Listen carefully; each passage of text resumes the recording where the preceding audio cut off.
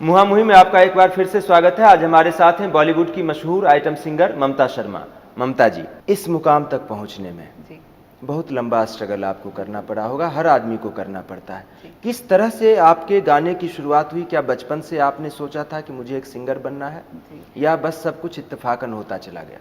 I think हम जब life को प्लान करते हैं तो लाइफ कभी भी हमें 100% नहीं देती है।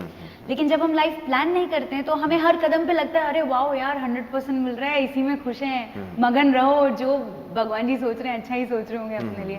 मैं उस टाइप की हूँ। मैंने लेकिन हाँ एक प्लान ज़रूर किया था कि मुझे बॉम्बे आना था, और पता नहीं क्यों आना था, ये भी भगवान की देन थी कि मेरे दिमाग में आया। मैं बहुत छोटे शहर से बिलोंग करती हूँ, एमपी में है, ग्वालियर बहुत छोटी सिटी है, लेकिन एजुकेशन के मामले में नंबर 1 है। तब जब मैंने मेरी माँ को बोला कि मुझे 12th के बाद कॉलेज बॉम्बे से करना है, तो मम्मी बोली दिल्ली चले जाओ, वहाँ पे काफ़ी सारे रिलेटिव्स हैं, रिश्तेदार हैं, वहाँ रह सकती हो, 4 लोग ध्यान देंगे। मैंने कहा नहीं, मुझे बॉम्बे जाना है, बिकॉज दिल्ली में भी जाके स्ट्रगल करके आना तो बॉम्बे में है, क्योंकि इंडस्ट्री तो बॉम्बे में, तो मैं जाके वहीं पे स्ट्रगल करूँगी। बोले कोई नहीं है, एक सिंगल फ़ोन नंबर नहीं है, तुम कहाँ जाओगी? मैंने कहा मेरे स्कूल में जो टीचर हैं, डांस टीचर, उनकी बेटी वहाँ कहीं भरतनाट्यम कोर्स करी है, मैं वहाँ चली जाऊँगी, उससे पूछ लूँगी सारा कहाँ रहना है। बोले ठीक है, तो मम्मी मेरे साथ आई और मैं बॉम्बे आ गई इस तरीके से। जब आए थे तब तो बड़े ख्वाब थे, और ये सभी के रहते भी हैं, कोई बुरी बात नहीं है ख्वाब देखना, लेकिन उन ख्वाबों के पीछे हर चीज़ छोड़ देना बहुत बहुत गलत है, और आज की डेट में वही सबसे ज़्यादा होता है। किसी एक की तरक्की से पीछे करोड़ों लोग बर्बाद होते हैं, विच इज़ रॉन्ग। उस एक की तरक्की से आप सीख कर आगे बढ़िए, और अपनी प्रतिभा भी देखिए कि हम में कितना टैलेंट है। दूसरी चीज़ ये देखिए कि हमारा लक कितना हमारा साथ दे रहा है। नहीं दे रहा, अपने आप को 4 साल दीजिए, 5 साल दीजिए, 10 साल दीजिए, नॉट मोर देन दैट। आप अगर देखेंगे मुंबई के अंदर या किसी भी शहर के अंदर, जो लोग मीडिया में या फिल्म इंडस्ट्री में स्ट्रगल कर रहे हैं, वो लोग अपने 40-40 साल, 60-60 साल दे देते हैं, और बुढ़ापे में जाके दादाजी का एक आध रोल मिलता है, या टीवी पे कोई छोटा मोटा रोल। ऐसा क्यों करना? आपने अपनी लाइफ नहीं जी, आपको एक दिन याद नहीं रहेगा कि आपने फैमिली के सब कब डिनर किया, या आपके बच्चे बड़े हो गए, नाम नहीं पता उनको, आपकी शक्ल ही नहीं पता है, रिश्तेदारों ने आपको देखा नहीं, आप किसी की शादी में नहीं गए, तो ये सब आप मिस करते हैं आई थिंक। तो मैंने कभी ऐसा नहीं किया। शुरुआती जो साल थे उसमें मुझे लगा था कि मैं बहुत मेहनत करूंगी, मुझे मिल जाएगा ब्रेक, बहुत आसान है, बॉलीवुड में तो किसी की नज़र पड़ जाएगी, स्टेज शो में ही तो गाने से ब्रेक मिलता है, बट बहुत कम होता है। लेकिन मेरे साथ इत्तेफाकन ऐसा ही हुआ कि स्टेज पे सुना और मुझे मिला ये ब्रेक, बट तब मैं पूरी उम्मीद खो चुकी थी कि मुझे कोई भी ब्रेक मिलेगा, बिकॉज मुंबई में एक से एक टैलेंटेड सिंगर्स हैं, मुझसे करोड़ों दर्जे अच्छे सिंगर्स हैं। तो आपको कई बार ये लगा तो होगा ना कि एक गॉडफादर होना ज़रूरी है इस इंडस्ट्री में?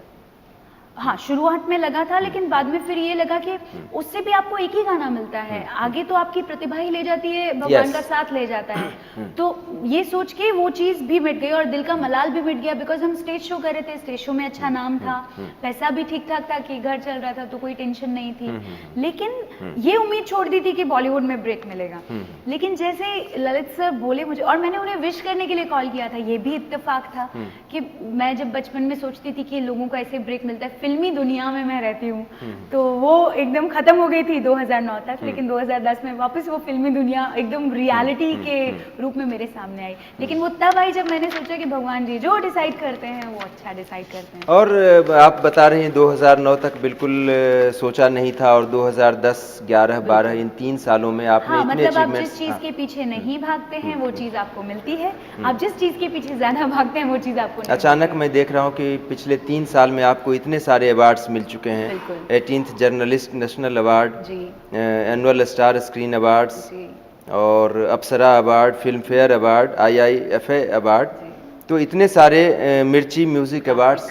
काफ़ी मैं बहुत लकी हूँ, यकीन मानिए, बिकॉज पहली बात तो आइटम सॉन्ग से बहुत कम लोगों को अवार्ड्स मिले ही नहीं है आई थिंक किसी को भी। और इस टाइप के मुन्नी बदनाम हुई जैसा लिरिक्स, कई लोग इसके एंटी भी थे, कई लोगों को नहीं पसंद था कि अरे हमारी लड़की का नाम मुन्नी है, ऐसा गाना नहीं निकलना चाहिए, वैसा नहीं। उस सब के बावजूद वो गाने को इतना हाइप मिला, लोगों ने इतना लाइक किया और अवार्ड तक पहुंचा और जीता भी, जबकि उसकी टक्कर में शीला की जवानी भी सेम लेवल पे था और इंडस्ट्री के जाने पहचाने सिंगरों ने गाया था। तो हो सकता था कि इंडस्ट्री उनका साइड ले, मैं तो न्यू कमर थी और लोगों में ऐसे रूमर्स चलते भी हैं कि अरे वो तो सब फिक्सेशन से मिलता है अवार्ड, ऐसे मिलता है, बट यकीन मानिए ऐसा कुछ भी नहीं था, कोई फिक्सेशन। आप मेरा पहला अवार्ड देखेंगे, सबसे पहले मुझे मिला था स्क्रीन अवार्ड, विदाउट मेकअप मैं ऐसे पहुंच गई थी, बिकॉज मुझे देखना था कि स्टार्स सामने से कैसे लगते हैं, सलमान सर, कटरीना मैम, शाहरुख खान सामने से कैसे लगते हैं, वो देखने गई थी। लेकिन सामने से कुछ नहीं दिखता, टीवी पे जितना अच्छा दिखता है सामने से नहीं दिखता, बिकॉज काफी दूरी पे स्टेज बना होता है और स्टेज इतना ऊंचा होता है, सब छोटे छोटे नजर आते हैं, वहां पे स्क्रीन पे ही आप देख सकते हो। बिल्कुल बिल्कुल। तो एक तो ये था, प्लस विदाउट मेकअप गए थे क्योंकि कोई उम्मीद ही नहीं थी, मुझे लगा ही नहीं था, मैंने कहा नॉमिनेटेड है, यही अपने आप में अवार्ड है, क्योंकि इतने सारे सिंगर्स में से मुझ जैसे एक न्यू कमर का गाना नॉमिनेटेड है, बहुत बड़ी बात थी मेरे लिए। जैसे इनाम उन्होंने मेरा बुलाया, मैं तो बेहोश, इतना जोर चिल्लाई कि आजू बाजू वाले भी हिल गए और स्टेज पे जाके इतना जोर चिल्लाई कि मतलब सब लोग डर जा रहे थे। हर अवार्ड फंक्शन बोले अभी फिर आके चिल्लाएगी, अब ये फिर आके चिल्लाएगी, वो मेरे अंदर से निकल रहा था इतना जोर, क्योंकि मैंने कभी सोचा ही नहीं था, ख्वाब में मेरे कभी नहीं आया कि मुझे फिल्म फेयर मिलेगा। आईफा में भी चप्पल उतार के बैठी थी, मैंने कहा एक ये दौर है जिसमें आपको धराधर अवार्ड्स मिल रहे हैं। जी। और इससे पहले का एक वो भी दौर था जिसमें आप कई साल तक लगातार स्टेज शो कर रही थी। लेकिन वो बहुत अच्छी बात तो कभी स्टेज शो करते करते थकान नहीं हुई, लगा नहीं आपको कि क्या हो रहा है? मैं आई थिंक एक महीने में 28 डेज स्टेज शोज करती थी and I was very happy doing that. एक जगह से आए दूसरी जगह जा रहे हैं, ट्रेन में सफर कर रहे हैं, फ्लाइट में सफर कर रहे हैं, बस में सफर कर रहे हैं, गाड़ी में कर रहे हैं, इट वाज वेरी टायरिंग। लेकिन जब स्टेज पे जाती थी मेरी सारी थकान मिट जाती थी। और आज जो आवाज सुनते हैं आप मेलो में, आइटम में, हर चीज में जो आवाज आप सुनते हैं अलग अलग, और जो मसालेदार आप बात करते हैं वो सब वहाँ की देन है।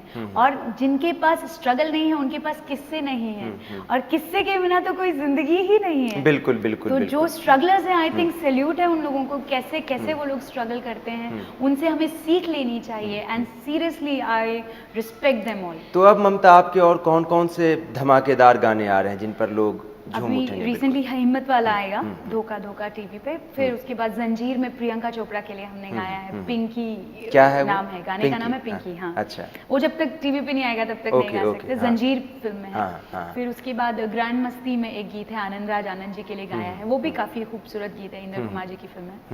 फिर उसके अलावा बेशरम एक काफी बड़ी फिल्म है, फिर से मैं ललित सर के साथ गाए हूँ, मतलब उस फिल्म में उन्होंने म्यूजिक दिया है, रणबीर कपूर और कोई न्यू कमर है।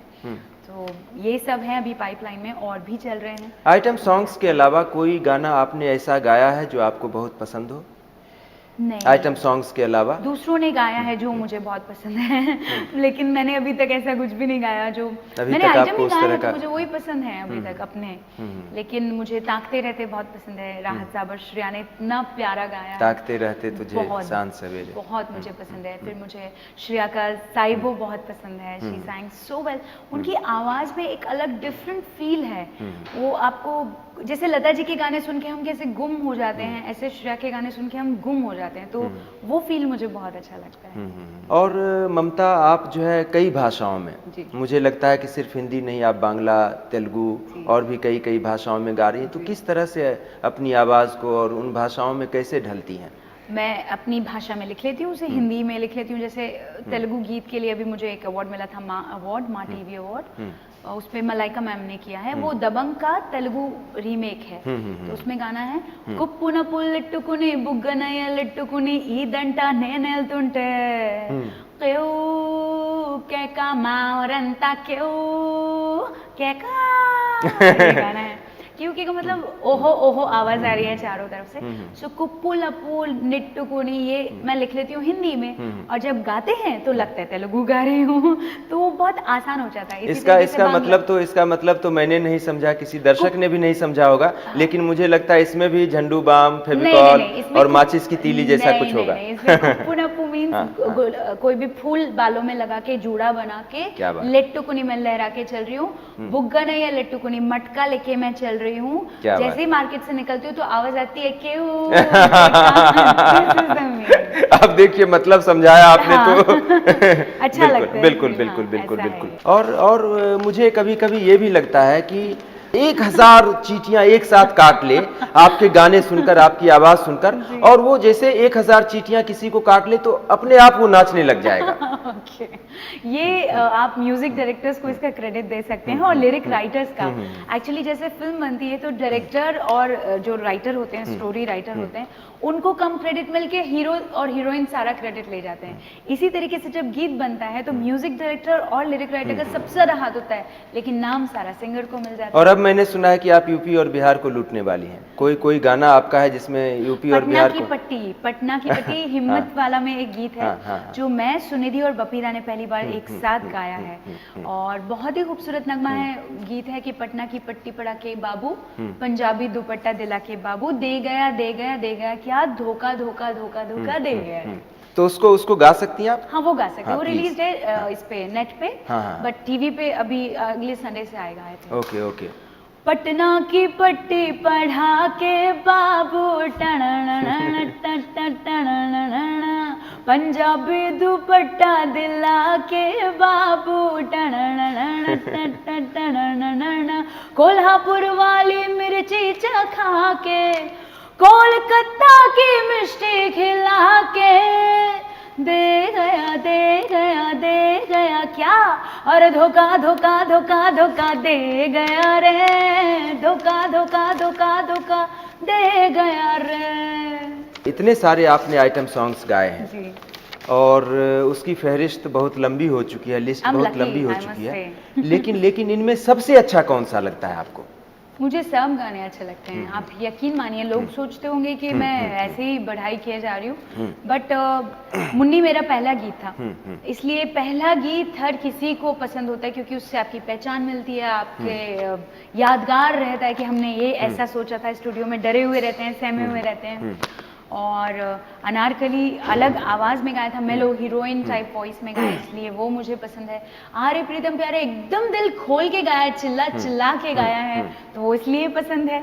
और फेविकॉल से आपने सुना ही है। और एक गाना है कोई जिसमें आप मंजन करती हैं, इश्क का मंजन, वो अनु सर के संग फर्स्ट सॉन्ग था मेरा, तो अनु मलिक जी, और वो तो हिट मशीन है। पल पल न माने टिंकू जी। बिल्कुल बिल्कुल, वो और बपीदा एकदम सेम हिट मशीन है। वो जो गाना बनाते हैं इट्स अ हिट। मैंने आपका वीडियो देखा था नेट पर, और उसको परफॉर्म करते हुए आप बाकायदा मंजन करती हैं। वो हमेशा वो आदत बन गई। अच्छा, आदत बन गई है। इश्क का मंजन वो अभी आदत हो गई। नहीं तो आपके दांत बड़े खूबसूरत हैं। मुझे लगता है किसी मंजन बनाने वाले को जो है, आप अपने दांतों के साथ एक विज्ञापन दे ही दीजिए। मैं प्ले बैक ही खुश रहती हूँ, क्योंकि हम बिना मेकअप रह सकते हैं, जो चाहे पहन ओढ़ सकते हैं, जो चाहे खा पी सकते हैं। वो आगे आने वाला चक्कर बड़ा खराब है, खाना छूट जाता है, कपड़े आप मन मर्जी के नहीं पहन सकते, और बिना मेकअप तो निकल ही नहीं सकते घर से। ममता जी, ये तो ठीक है, मंजन वाला आपका स्टाइल तो मुझे लगता है कि काफी पॉपुलर हो चुका है, और लोग इसको काफी पसंद करते हैं, लेकिन इस गीत की 2 पंक्तियां प्लीज। पल पल न माने है टिंकू जिया, हाँ टिंकू जिया, इश्क का मंजन घिसे हैं पिया।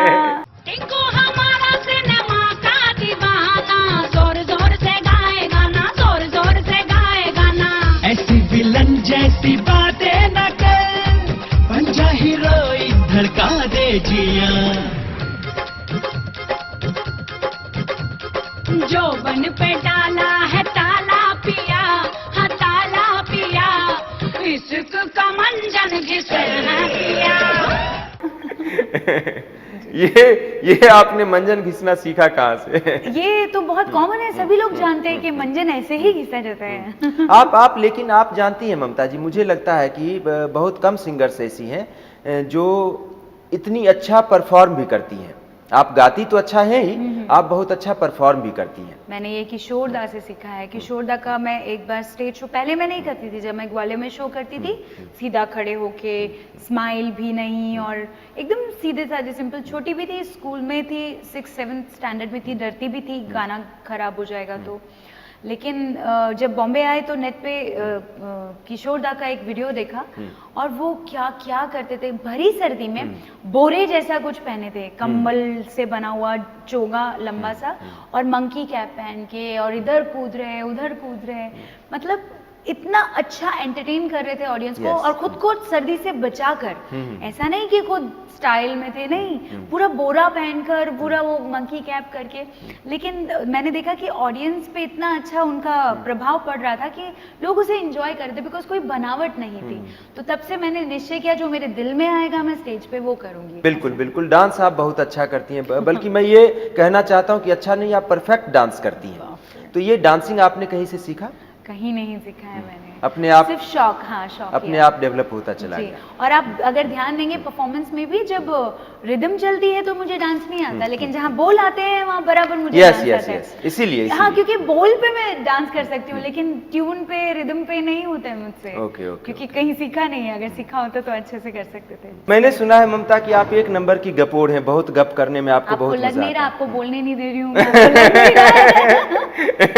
आपका सारा टेप खत्म हो जाएगा, मैं इतना बोलती रहती हूँ, इंटरव्यू रह जाएगा आधा। तो लड़कियां गपोड़ होती हैं, इसलिए आप गपोड़ हैं? पता नहीं, बट मुझे कभी कभी एहसास होता है कि मैं बहुत ही ज्यादा बोलती हूँ। लोग एक बात बोल के 100 बार सोचते हैं, मैं 100 बात बोल के एक बार सोचती हूँ यार क्या बोला था।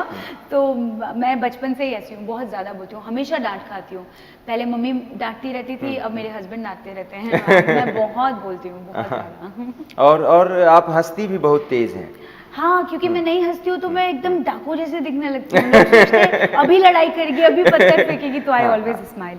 फिर मैं जब खुद को अपने आप को देखती हूँ, मैं सोचती हूँ क्यों मैं इतने गुस्से में हूँ, इसलिए मैं एक स्माइल हमेशा मेरे मुझे आपकी हंसी देखकर मुझे ऐसा लगता है, जिस तरह से खुलेपन से और जोर जोर से आप हंसती हैं, तो मुझे कभी कभी ऐसा लगता है कि अगर आप सिंगर ना होती तो शायद अर्चना पूरन सिंह की जगह पे आप उनसे बेहतर वो कर सकते हैं। नहीं नहीं, मैं गानों में बड़ा हंसती हूँ। धोखा धोखा में भी हंसी, अनारकली में भी हंसी थी, प्रीतम प्यारे में भी। मैं गानों में बहुत ज्यादा हंसती हूँ, और मुझे जब मैं हंसती हूँ तो चाइनीज जैसे हो जाती हूँ, इसलिए आप मुझे कॉन्शियस हंसने दें।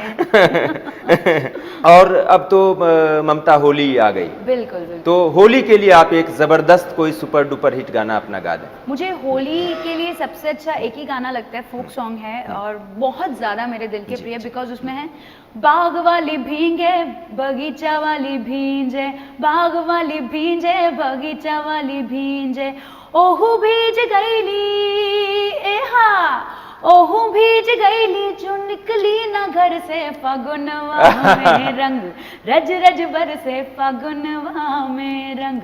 बहुत प्यारा गाना है, और फोक सॉन्ग से अच्छा कुछ नहीं होता है, ये मुझे लगता है। होली का कोई और फोक सॉन्ग आपको अच्छा जो लगता हो? होली का एक है, होली खेले रघुवीरा अवध में, होली खेले रघुवीरा, कौन के हाथ कनक पिचकारी, कौन के हाथ अबीरा, अवध में होली खेले रघुवीरा।